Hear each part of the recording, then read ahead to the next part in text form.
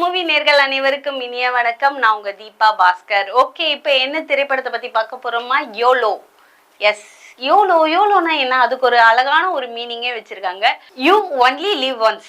அழகான பேரு. அதுக்கு ஒரு ஷார்ட் ஃபார்மா யோலோன்னு வச்சிருக்காங்க. அதை வச்சே பேர் எடுத்துட்டாங்க. எனக்கு இந்த டைட்டிலுக்கும் இந்த படத்துக்கும் என்ன சம்மந்தம்னு எனக்கு புரியல. ஆனா டைட்டில் வந்து ரொம்ப அழகா இருக்கு.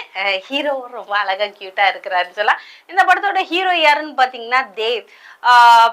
வந்து ஃபர்ஸ்ட் படம்னே சொல்லலாம். பட் வந்து கேமராமேன் வந்து அவரையே ரொம்ப ஹீரோயினை விட அவரை தான் ரொம்ப ரசிச்சு எடுத்தாருன்னு நினைக்கிறேன். ஏன்னா அவருக்கு க்ளோஸ் டைட்டில்லாம் அந்த அளவுக்கு அப்படியே வளைச்சு மனுஷன் காமிச்சிருக்காரு. ஸோ தேவ் வந்து இந்த படத்துல ரொம்ப சூப்பரா ஒர்க் பண்ணியிருக்கீங்க. உங்களுக்கு நிறைய திரைப்படங்கள் கிடைக்க என்னுடைய வாழ்த்துக்கள். ஹீரோயினும் பஞ்சம் இல்லை, ஹீரோயினும் ரொம்ப அழகா கியூட்டா தான் இருக்கிறாங்க. தென் இந்த படத்தோட டைரக்டர் யாருன்னு பாத்தீங்கன்னா சாம்க்கு வந்து இது ஃபர்ஸ்ட் மூவி. இதுக்கு முன்னாடி வந்து சமுத்திரகனி சார் கூட எல்லாம் ஒர்க் பண்ணியிருக்காங்க. ஸோ வாழ்த்துக்கள். இந்த படத்தோட கதைக்குள்ள போயிடலாமே. இந்த ஓப்பனிங்ல என்னன்னா, இவருக்கு வந்து பொண்ணு பார்க்க வராங்க. ஸோ பொண்ணு பார்க்க வர்றதுல நிறைய இன்ட்ரெஸ்டிங்கான கேரக்டர்ஸ் இருக்காங்க. அப்பாவா வந்து நம்ம வடபா கோபி பண்ணியிருக்காரு. நல்ல ஒரு ஃபாதர், ரொம்ப நம்பிக்கையானவர். அவர் வர சீன்ஸ் எல்லாம் கொஞ்சம் காமெடி ஒர்க் அவுட் ஆயிருக்குன்னே சொல்லலாம். விஜய் நிக்கிக்கு வந்து பொண்ணு பார்க்கறதுக்காக ஹீரோயின் வீட்டுக்கு வராங்க. அப்போ வந்து அவங்களோட அக்கா பார்த்துட்டு சொல்றாங்க, இந்த பொண்ணு ஆல்ரெடி ஹனிமூனுக்கு வந்திருக்கா, நான் பார்த்துருக்கேன், இவளுக்கு மேரேஜ் ஆயிடுச்சு அப்படின்னு சொல்றாங்க. மேரேஜ் ஆயிடுச்சா? அவளே ஒரு ஷாக்கு, ஹீரோயினுக்கே ஷாக்கு. இல்லை, எனக்கு மேரேஜ் எல்லாம் ஆகல அப்படின்ட்டு. இல்லம்மா மேரேஜ் ஆயிடுச்சு, நீ ஹனிமூனுக்குலாம் வந்திருக்க, என்ன இவங்களை போய் எங்களுக்கு பொண்ணு பார்க்க வைக்கிறீங்க அப்படின்னு அந்த இடத்துல ஒரு டிராமா போயிட்டு இருக்கு. நம்ம விஜய் நிக்கி அவருக்கு வந்து இந்த படத்துலதான் அவர் அறிமுகம் ஆகுறாரா என்னன்னு தெரியல. ரொம்ப கியூட்டா அழகா பண்ணியிருக்காரு. வாவ், அப்பன்னா செகண்ட் ஹேண்டா, ஐயோ எனக்கு செகண்ட் ஹேண்ட்னா ரொம்ப பிடிக்கும் அப்படின்னு சொல்லி அந்த இடத்துல ஒரு காமெடி பண்ண ஆரம்பிக்கிறாரு.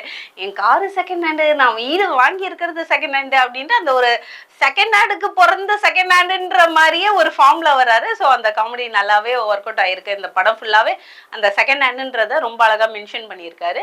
ஸோ வீட்டில் வந்து இந்த ஒரு ப்ராப்ளம் கிரியேட் ஆகுது. எப்படி அது உனக்கே தெரியாம மேரேஜ் ஆகிருக்கும் அப்படின்ட்டு பாஸ்போர்ட் எடுத்துட்டு வந்து பார்க்குறேன். அதுல வந்து சீல்லாம் போயிட்டு இருக்கு. இவங்க ஃபாரின் போயிட்டு வந்தது உண்மைதான். ஸோ ஹஸ்பண்ட் யாருன்னு கண்டுபிடிக்கிறப்போ அவனுக்கும் வந்து தெரியல, என்னது எனக்கு மேரேஜ் ஆயிருக்கா, நான் ஃபர்ஸ்ட் டைமே உங்களையே இப்பதானங்க பாக்குறேன், எப்படி மேரேஜ் ஆயிருக்கும் அப்படின்னு கேட்டா அவனோட பாஸ்போர்ட்லயும் ஓபன் பண்ணி பார்த்தா இதே மாதிரி சீல் இருக்கு. இவங்க ரெண்டு பேருக்குமே தெரியாம மேரேஜ் ஆயிருக்கு, ஹனிமூன் போயிட்டு வந்திருக்காங்க.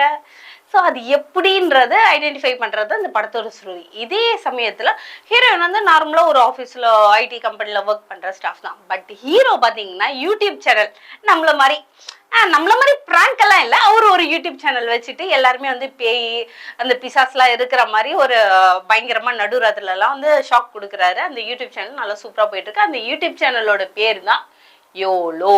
ஸோ அந்த மாதிரி பிராங்க் பண்ணும்போது ஒருத்தவங்களை வந்து இந்த மாதிரி எலும்புண்டு வர மாதிரி வந்தோடனே அவங்க ஷாக்ல அவங்களுக்கு ஃபிக்ஸ் வந்துட்டு அவங்கள ஹாஸ்பிட்டலில் கொண்டு போய் சேர்க்குற மாதிரி இருக்கும். அவங்க கோமா ஸ்டேஜில் போயிடுவாங்க. அதுதான் மெயின் வில்லனோட ஒய்ஃப் இல்லை, கித். அது ஒரு செகண்ட் சேனல்.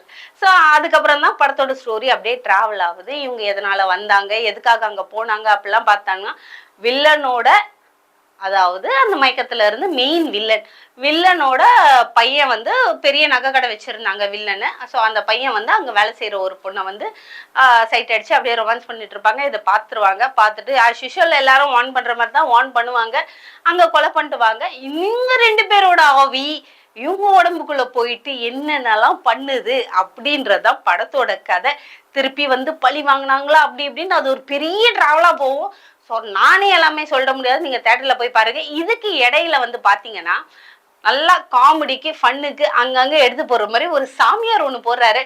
அவரு அப்படி இப்படின்னு அப்படியே மேஜிக் எல்லாம் பண்றாரு.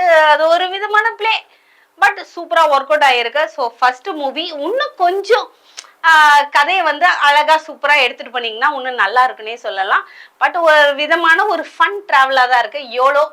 மறக்காம தேட்டர்ல போய் பார்த்து என்ஜாய் பண்ணுங்க. Thank you so much.